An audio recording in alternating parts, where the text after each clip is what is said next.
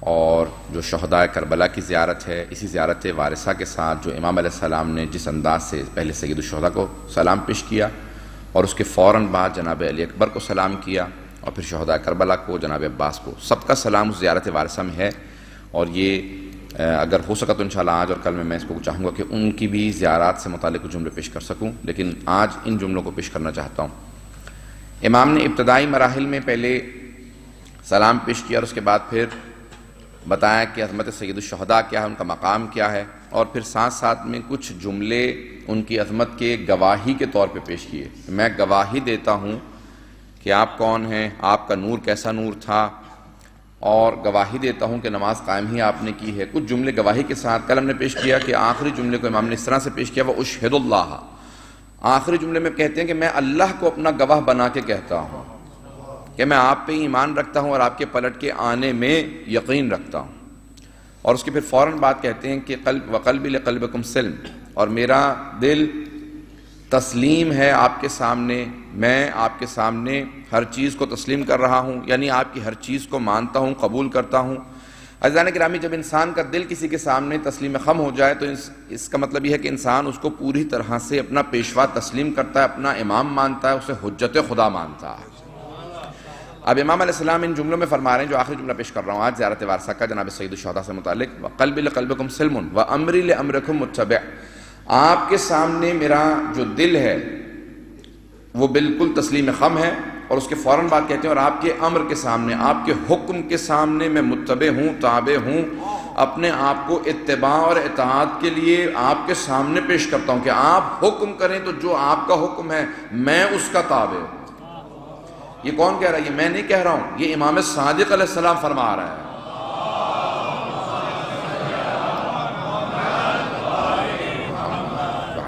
توجہ فرما رہے ہیں عزیزان گرامی، امام سید الشہداء سے کہتے ہیں کہ آپ کے سامنے میرا قلب، میرا دل تسلیم خم ہے، اور آپ کے حکم کے سامنے، آپ کے امر کے سامنے میں متبع ہوں۔ دو الفاظ قرآن میں آئے ہیں، اطاعت اور اتباع۔ یہاں پہ امام نے اتباع کا لفظ استعمال کیا ہے، اطاعت ہے اور اتباع ہے۔ اطیعوا اللہ و اطیعوا الرسول و اولی الامر منکم، اللہ نے اطاعت کا بھی حکم دیا ہے اور پھر رسول خدا کی اتباع کا بھی حکم دیا ہے۔ فرق کیا ہے؟ اطاعت حکم کی ہوتی ہے، جب وہ کچھ کہہ دیں کہ یہ کرو اسے اطاعت کہا جاتا ہے، اور اتباع جو وہ کر رہے ہیں اس راستے پہ چلنا اتباع کہلاتا ہے۔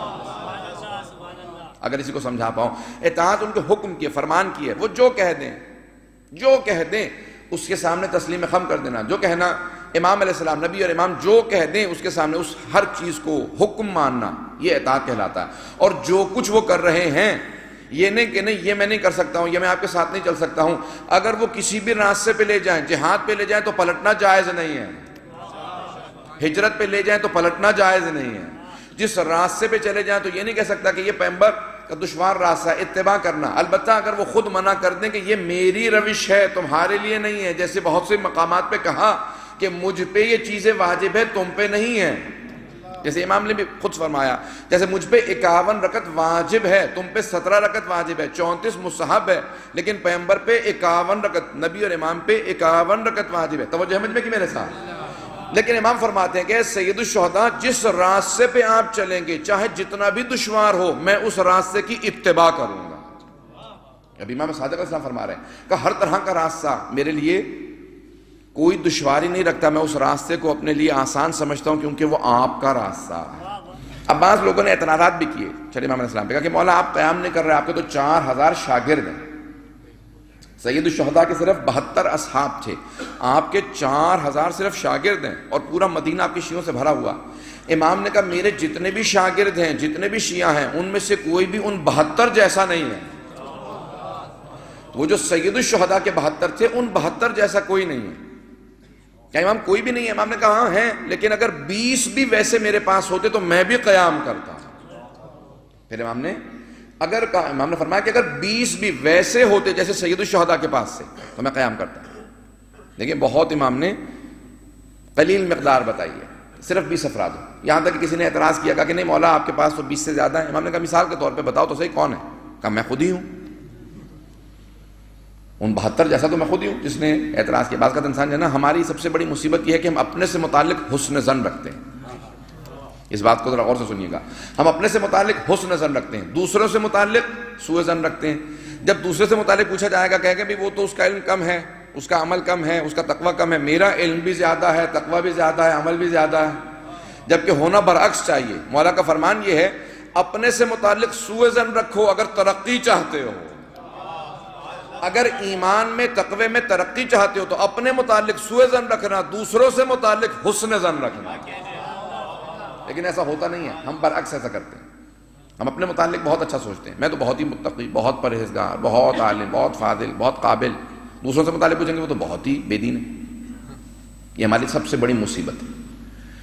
مولا فرماتے ہیں کہ جب انسان کسی اور کی طرف انگلی کا اشارہ کر رہا ہوتا ہے اسے یہ نہیں پتا ہوتا کہ ایک انگلی دوسرے کی طرف ہے، باقی ساری انگلیاں اپنی ہی طرف ہیں.